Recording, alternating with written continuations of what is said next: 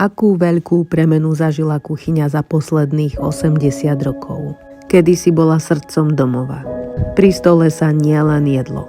Robili sa pri ňom domáce úlohy či drobné domáce práce.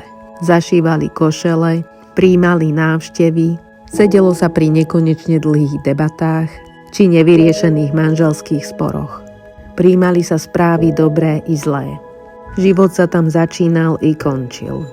Vo vaničke sa kúpali bábätká a pri stole vysedávali bezzubé starenky, ktoré v trasľavých rukách držali šálku s meltou.